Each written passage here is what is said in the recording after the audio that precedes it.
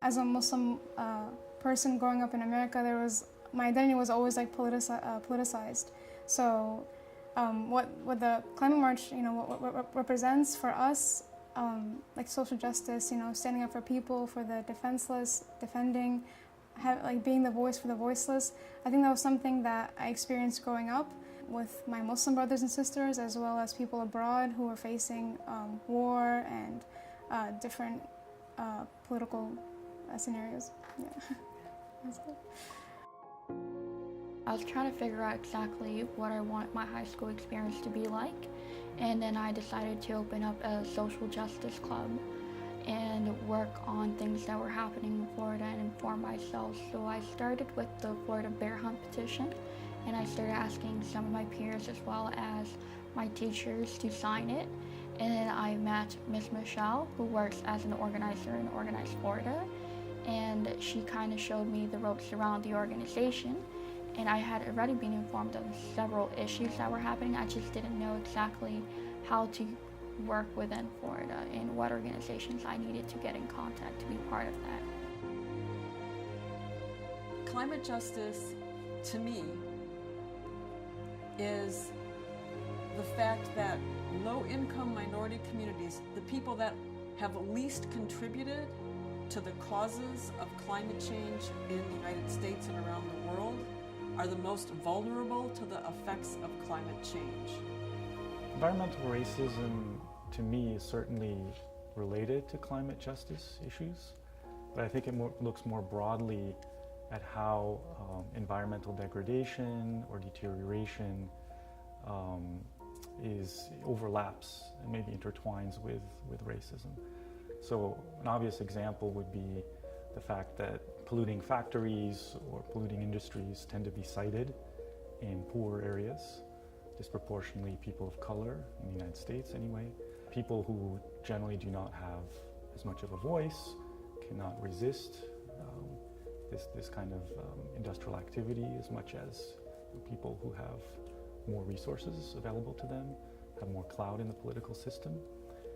So that is the way that I see environmental racism operating. Well, climate justice always seems to it always seems to hurt the minorities. It's a topic that everyone's always going to be affected, no matter what demographic you're a part of. It's one of those things that is serious because right now we have people in our political sphere that are saying that the climate is not changing, that the science is not truthful. And we know that minorities and people less fortunate are the main ones that are going to be affected by climate change, first and the greatest, because those are the people that cannot or do not have the capacity to change their situation for the better.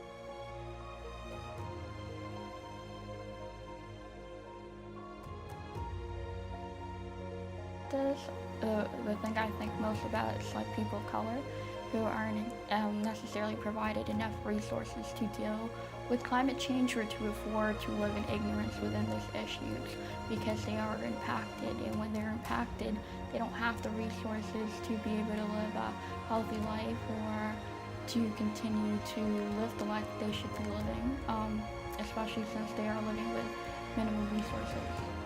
Being a person of color, African American, it really had to connect because for so long it looked like it was just, and I use this example a lot, it seemed like it was just about white people hugging trees. And so, but when things started to happen, chemical imbalances, meaning like toxic waste conditions being in poor neighborhoods, that's when I myself, found out that it was more to than that than what I had thought. You know, in Yemen they're starving, in Somalia they're starving. Oh, and all these places, all these things could be helped with reducing our carbon emissions and I guess fighting climate change, but yet they face the most effects of it.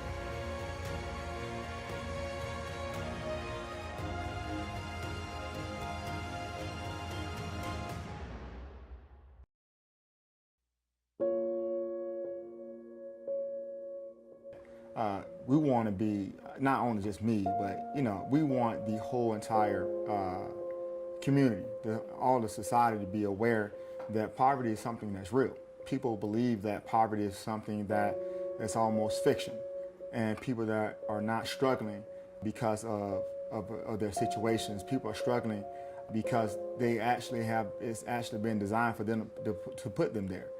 We want people to be aware that you never look down on someone unless you're trying to pick them up, and that's our key goal.